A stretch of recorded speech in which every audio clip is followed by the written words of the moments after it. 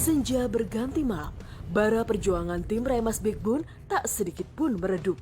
Target patroli Bribka Ambarita dan Regu A kali ini terfokus di Simpang Pasar Rebo, Jakarta Timur. Seketika, Bribka Ambarita memberikan komando pada Bribtu Julian. Ambil garis-garis. Garis-garis yang di depan. Garis-garis itu, Jul. Garis-garis. Nggak apa-apa. Diam, Kak, diam.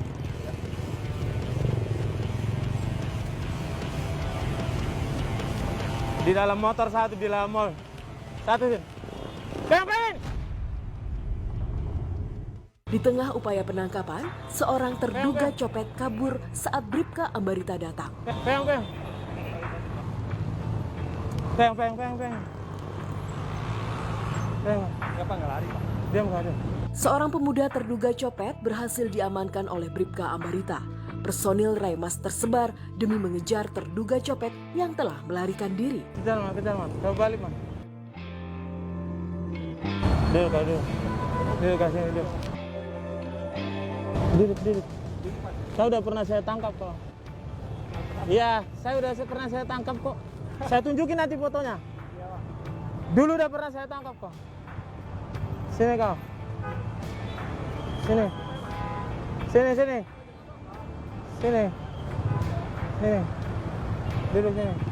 sini. Duduk. Total, ada 2 terduga copet yang berhasil diamankan di Simpang Pasar Rebo ini. Keduanya yang sempat melarikan diri akhirnya menyerah pada tim Remas Backbone. Duduk sini, duduk. Jongkok itu namanya. Duduk. Sini kau. Diam kau, nggak usah pura-pura. Diam saya bilang. Cai. Amanin dulu nih, Cai. Turun dari mobil, Cai. Nih, udah pernah kita tangkap ini. Cai, pegang ini, Cai. Ini udah pernah kita tangkap ini. Nanti saya tunjukin fotonya di Instagram. Kau udah pernah saya tangkap kok. Iya, dia cari kita. Gak apa-apa. Saya polisi, saya. Iya. Pak, kamu lari, Pak. Cai.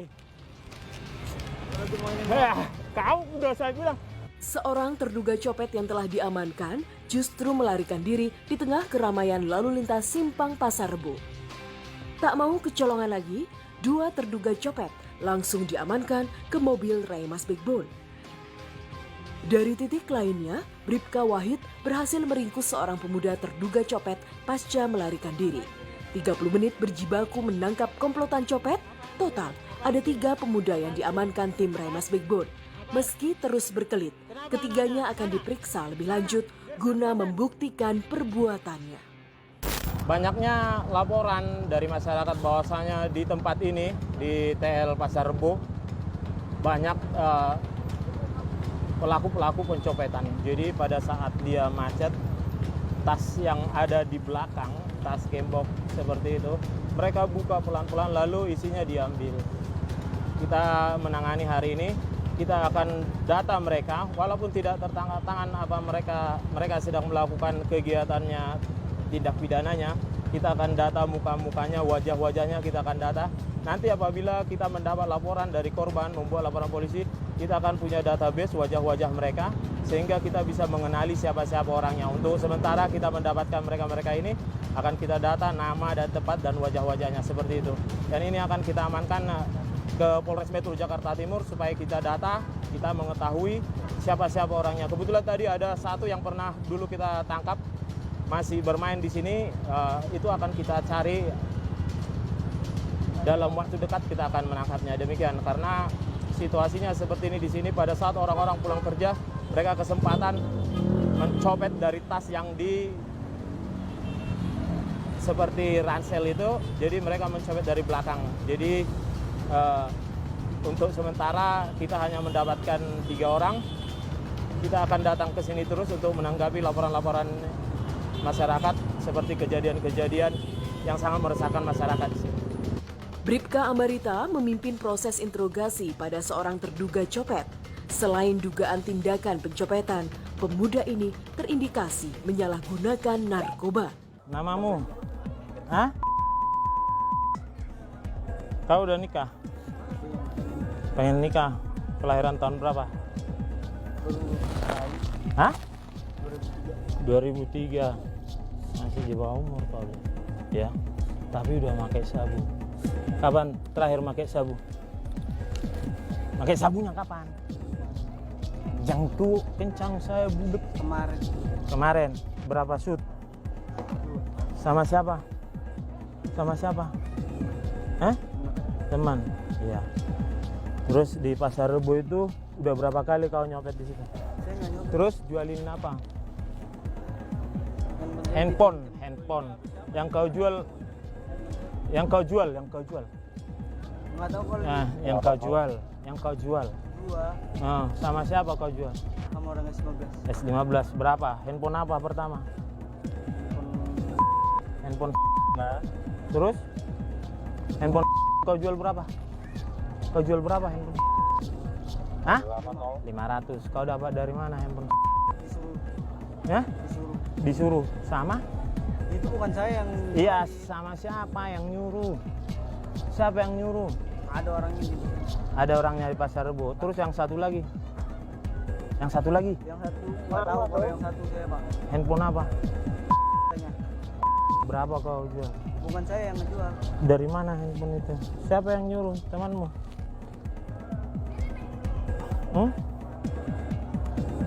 Iya. Kalau mulutmu tadi bisa bohong ya. Ini alat uji urin ini tentang narkotika dan obat-obatan. Ini mahal ini. Dibiayai negara kami ya. Jadi mulutmu bisa berbohong. Di sini amfetamin, metamfetamin garis 1. Kau positif baru make. Ini ada 7 di baliknya juga kokain, K2 ada di sini. Makanya kamu nggak bisa bohong, mulutmu bisa berbohong, tapi itu nggak bisa berbohong. Kami tahu yang kalian lakukan di situ semua sangat meresahkan masyarakat, tapi karena kebetulan kalian nggak tertangkap tangan. Jadi urinmu saya permasalahkan biar kau direhabilitasi oleh pemerintah. Sama itu yang baru juga garis juga pernah saya tangkap itu. Kalian saya serahkan semua supaya berkurang copet di sana. Saya tahu apa yang terjadi di sana semua. Kau boleh benci sama kita, tapi kita lebih baik dibenci sama kau daripada dibenci sama Tuhan. Udah tes urin yang satu lagi tuh. Biar kau rasakan dulu. Tangkap rahimasi. Iya, tak hanya seorang pemuda, terduga copet lainnya juga diduga kuat menjadi penyalahguna obat terlarang. Kapan terakhir? Pakai sabu atau ganja kapan terakhir makan? Hah? Kemarin. Kalau misalnya itu positif gimana? Sabu ganja. Kapan terakhir makan? Hah? Sadar kau, sadar. Becok ngomong.